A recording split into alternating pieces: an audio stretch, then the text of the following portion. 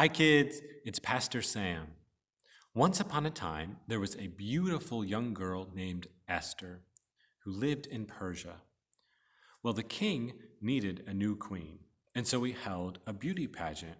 And out of all the young girls in the empire, Esther was chosen, and she was crowned the new queen of Persia.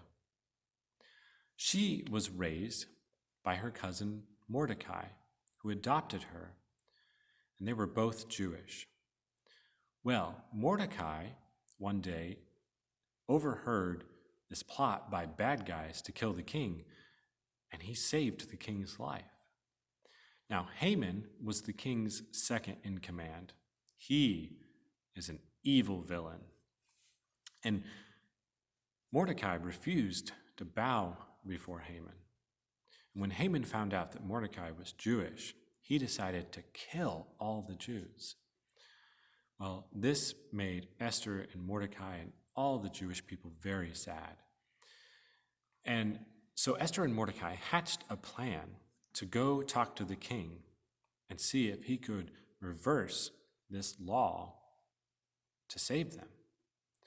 So the problem is, you can't go before the king uninvited. So Esther said, "Pray for me."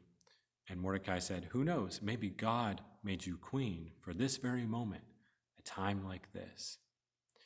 So after 3 days, Esther went before the king with her royal robes, and the king smiled and welcomed her and said, "What do you want, Queen Esther?"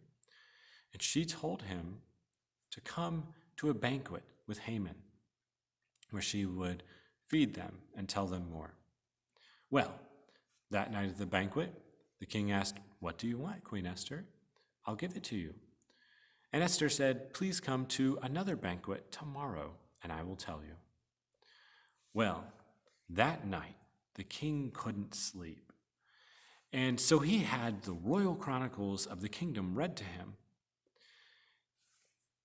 And suddenly, he noticed that he had forgotten that Mordecai had saved his life years earlier, and he had never been rewarded.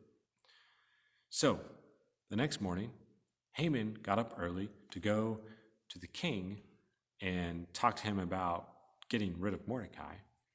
And the king said, "Who's out there?" And he said, "Haman." So the king asked Haman, what should be done for a man that the king wants to honor? And Haman thought to himself, "It's got to be me." So he said, "A royal robe, and put him on a royal horse, and lead him through the city streets, saying, 'This is the man the king wants to honor.'" It's like a big parade. And the king said, "Yes, do all that for Mordecai." Well, Haman was very upset. He was embarrassed. He had trapped himself. Well, the next day at Esther's second banquet, the king asked her, "What do you want, Esther? I'll give it to you." And Queen Esther told the king that she was Jewish and that there was a new law that all the Jews were to be killed, completely wiped out. And the king was angry, and he said, "Who is it? Who would do such a thing?" Queen Esther said, "This evil man, Haman, is our wicked enemy." Well, the king was very angry, and he ordered that Haman be gotten rid of.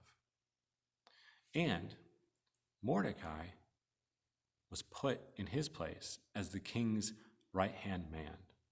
And now, every year, there is a celebration called Purim, where they celebrate that God had saved them and delivered them. There's lots of feasting, and they tell the story of Esther, and they send gifts of food to one another, and it's a big party. And you can celebrate too. You can have your parents read through the book of Esther or listen to my sermon, and every time the name Haman is said out loud, you can boo or shake bells to drown out his name. All right? Have fun. Remember, God loves you, and you are a blessing.